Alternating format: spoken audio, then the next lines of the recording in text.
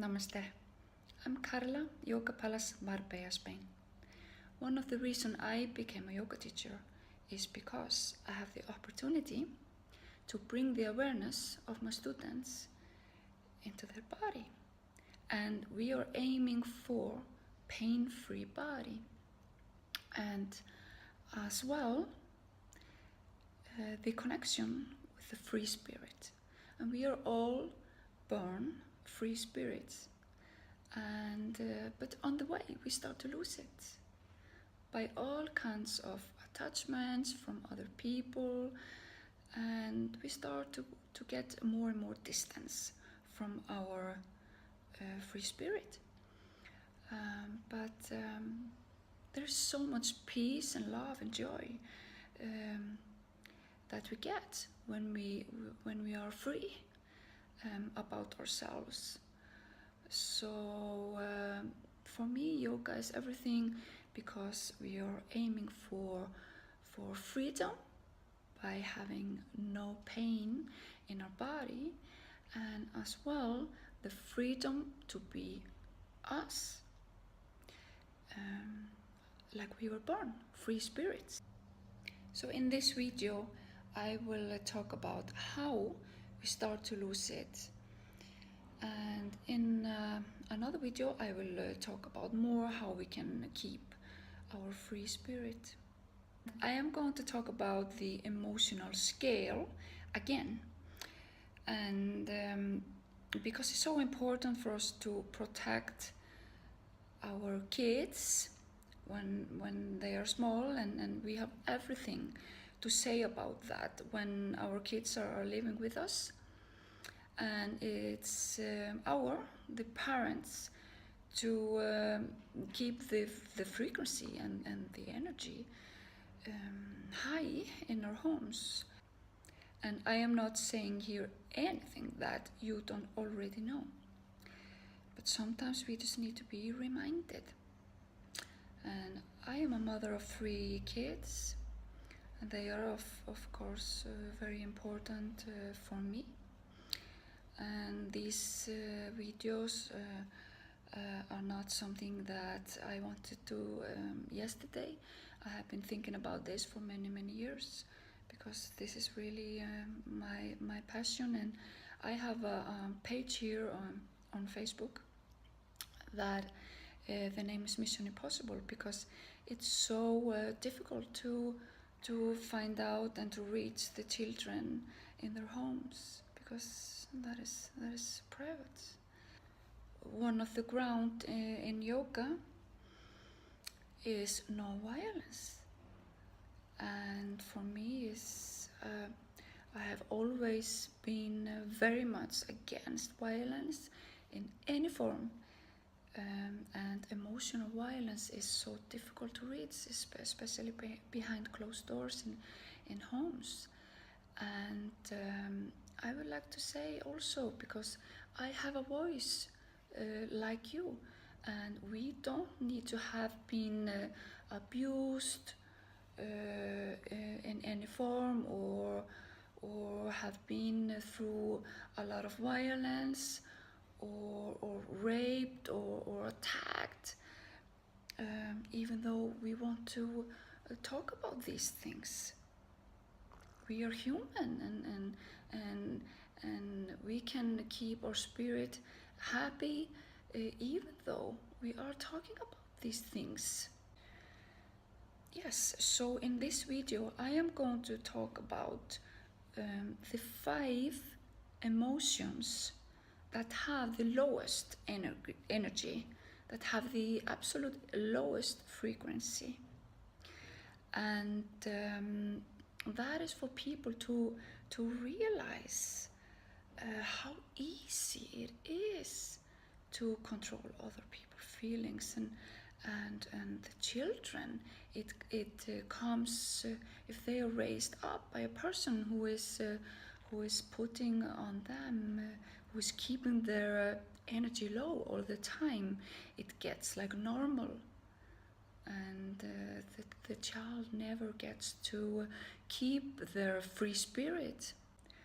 Some people want and they like to control feeling of others, of their kids or wife or husband or the person that they are living with, the family members, and they know exactly what they're doing, and these are psychopaths of course, but some people don't realize what they are doing, and they can change so easily, and this is why I want to do this video and talk about these 5 emotions that have the lowest energy. So if you are a person, or you know a person who is using this, it's so easy to fix it. So it's very important to know where the joy, the love and happiness starts. The peace starts at home, in your home, for your child. And the 5 emotions in the emotional scale with the lowest frequency and energy are shame, guilt, apathy, grief, and fear. And I am going to talk about them in this video. Shame is a painful feeling of humiliation or distress caused by consciousness of wrong or foolish behavior. For example, if a person is repeating after a child or another person in a very negative way, it's a pure humiliation, and the child feels humiliated and embarrassed. And I am not talking about 1 time or 3 times or whatever. I'm talking about if it becomes a habit. So mortification is the lowest feeling that is possible to have in the emotional scale, with the lowest frequency. And mortification is a great embarrassment and shame. So what is really going on when a person wants to or is controlling the feelings of the children or other family members? They take away all the dignity, and everything starts to be very uncomfortable. And in the end, the child stops to talk and express themselves because they feel like they're always failing, and they will be humiliated anyway, so they think it's better just to be quiet. And the person that is controlling the feelings of their family members let them feel embarrassed by everything they do. What they say, how they say it, how they talk, how they move, how they walk, how they eat,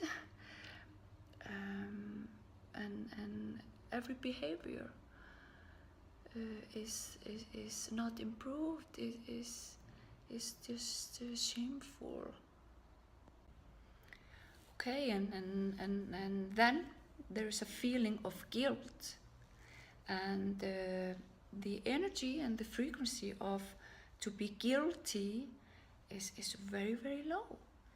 And a person who wants to control the feelings of the other family members tries to make them feel guilty all the time, sorry all the time for everything that they are doing, and the person is blaming the child and the other family members for everything that goes on, everything wrong that goes on, and even the abuser feelings and behavior is the child to blame.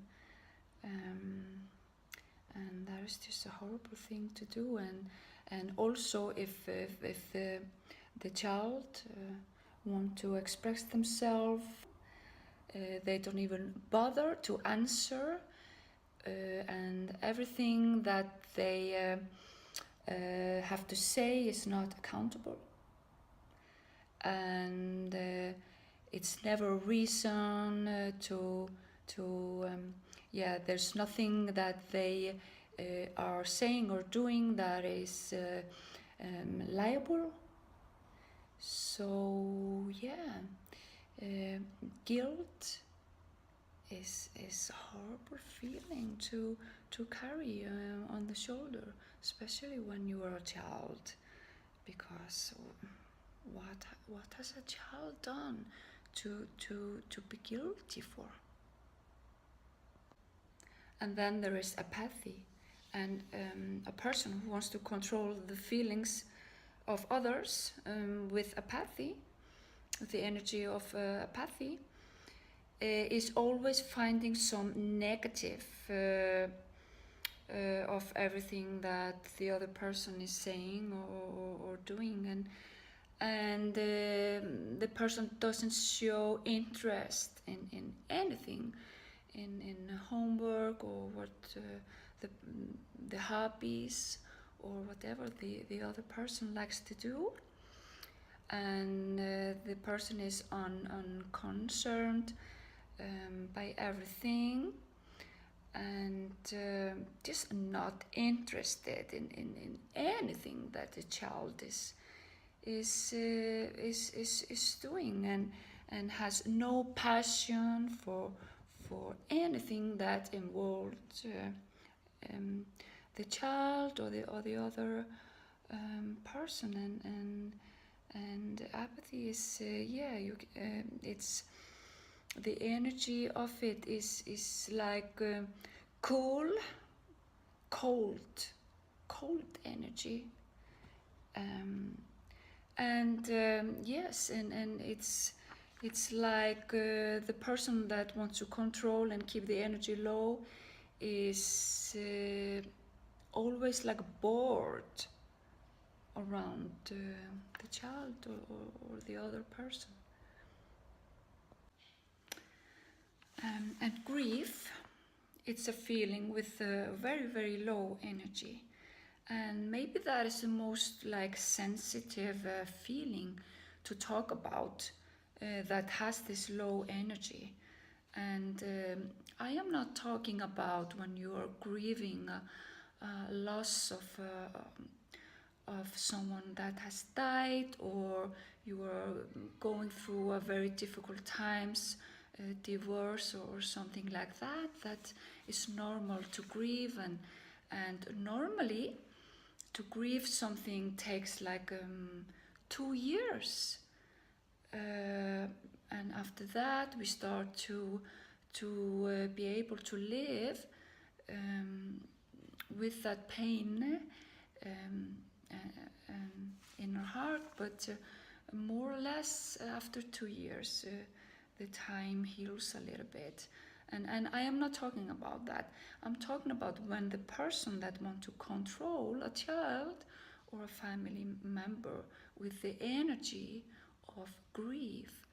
And that can be when you want to remind the child of something that it did maybe many years ago, and it should be grieving about it. And also if you allow yourself to be always sad, okay, I'm trying to be very careful talking about this because this is sensitive.